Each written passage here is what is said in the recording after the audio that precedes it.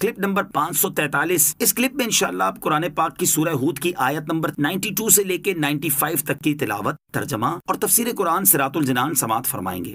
بسم اللہ الرحمن الرحیم۔ ترجمہ، اللہ کے نام سے شروع جو نہایت مہربان رحمت والا ہے۔ قال يا قوم أرهطي أعز عليكم من الله واتخذتموه وراءكم ظهريا إن ربي بما تعملون محيط۔ ترجمہ، شعیب نے فرمایا، اے میری قوم، کیا تم پر میرے قبیلے کا دباؤ اللہ سے زیادہ ہے اور اسے تم نے اپنی پیٹھ کے پیچھے ڈال رکھا ہے؟ بے شک میرا رب تمہارے تمام اعمال کو گھیرے ہوئے ہے۔ قال، فرمایا، جب مدین والوں نے حضرت شعیب علیہ السلام کو قتل کر دینے اور اذیت پہنچانے سے ڈرایا اور کہا کہ ہم صرف آپ کے قبیلے کی وجہ سے آپ کو کچھ نہیں کہہ رہے، تو آپ نے انہیں جواب دیا، اے میری قوم، کیا تم پر میرے قبیلے کا دباؤ اللہ تعالیٰ سے زیادہ ہے کہ اللہ عز و جل کے لیے تو تم میرے قتل سے باز نہ رہے جبکہ میرے قبیلے کی وجہ سے باز رہے، اور تم نے اللہ عز و جل کے نبی کا تو احترام نہ کیا جبکہ قبیلے کا احترام کیا۔ تم نے اللہ عز و جل کے حکم کو اپنی پیٹھ پیچھے ڈال رکھا ہے اور اس کے حکم کی تمہیں کوئی پرواہ نہیں۔ تم نے اللہ تعالیٰ کے حکم کو تو ایسے چھوڑ رکھا ہے جیسے وہ توجہ کے قابل ہی نہیں۔ بے شک میرا رب عز و جل تمہارے سب حالات جانتا ہے، اس پر تمہاری کوئی بات بھی پوشیدہ نہیں، اور وہ قیامت کے دن تمہیں تمہارے عملوں کی جزا دے گا۔ وَيَا قَوْمِ اعْمَلُوا عَلَى مَكَانَتِكُمْ إِنِّي عَامِلٌ سَوْفَ تَعْلَمُونَ مَنْ يَأْتِيهِ عَذَابٌ يُخْزِيهِ وَمَنْ هُوَ كَاذِبٌ وَارْتَقِبُوا إِنِّي مَعَكُمْ رَقِيبٌ۔ ترجمہ، اور اے میری قوم، تم اپنی جگہ اپنے کام کیے جاؤ، میں اپنا کام کرتا ہوں۔ ان قریب تم جان جاؤ گے کہ رسوا کر دینے والا عذاب کس پر آتا ہے اور کون جھوٹا ہے، اور تم انتظار کرو کہ میں بھی تمہارے ساتھ انتظار میں ہوں۔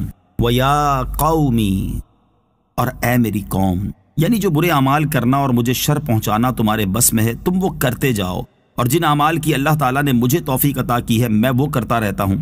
ان قریب تم جان جاؤ گے کہ رسوا کر دینے والا عذاب کس پر آتا ہے اور اپنے دعووں میں کون جھوٹا ہے، اور تمہیں جلد معلوم ہو جائے گا کہ میں حق پر ہوں یا تم، اور اللہ تعالیٰ کے عذاب سے شقی کی شقاوت ظاہر ہو جائے گی۔ پس تم اپنے انجام کا انتظار کرو اور میں بھی تمہارے ساتھ انتظار میں ہوں۔ وَلَمَّا جَاءَ أَمْرُنَا نَجَّيْنَا شُعَيْبًا وَالَّذِينَ آمَنُوا مَعَهُ بِرَحْمَةٍ مِّنَّا وَأَخَذَتِ الَّذِينَ ظَلَمُوا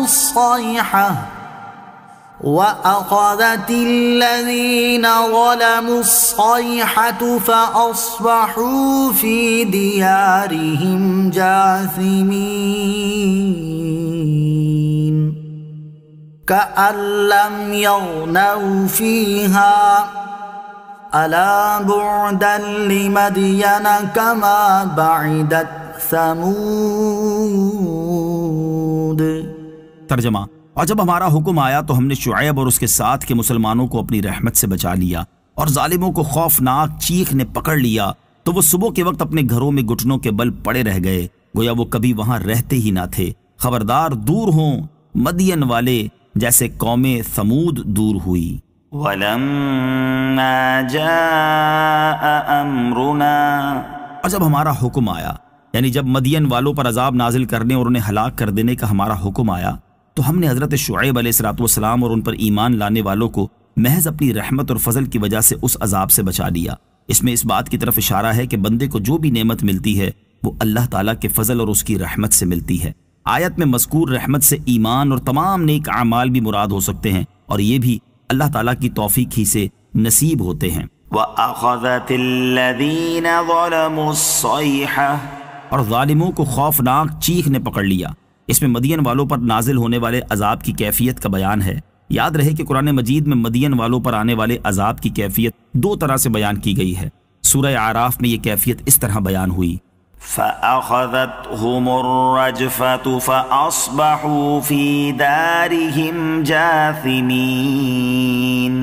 ترجمہ، تو انہیں شدید زلزلے نے اپنی گرفت میں لے لیا تو صبح کے وقت وہ اپنے گھروں میں اوندھے پڑے رہ گئے۔ اور اس آیت میں اس طرح بیان ہوئی کہ ظالموں کو خوفناک چیخ نے پکڑ لیا تو وہ صبح کے وقت اپنے گھروں میں گھٹنوں کے بل پڑے رہ گئے۔ ان دونوں کیفیتوں کے بارے میں تفسیر ابو سعود میں ہے، ممکن ہے کہ زلزلے کی ابتدا اس چیخ سے ہوئی ہو، اس لیے کسی جگہ جیسے سورہ ہود میں ہلاکت کی نسبت سبب قریب یعنی خوفناک چیخ کی طرف کی گئی، اور دوسری جگہ جیسے سورہ اعراف کی اس آیت میں سبب بعید یعنی زلزلے کی طرف کی گئی۔ ألا بعدا لمدين كما بعدت ثمود۔ خبردار مدین والے دور ہوں جیسے قوم ثمود دور ہوئی۔ اس آیت میں اللہ تعالیٰ نے مدین والوں پر نازل ہونے والے عذاب کو قوم ثمود کے عذاب سے تشبیہ دیتے ہوئے فرمایا کہ مدین والوں کو بھی اسی طرح کے عذاب سے ہلاک کر دیا گیا جس طرح کے عذاب سے قوم ثمود کو ہلاک کیا۔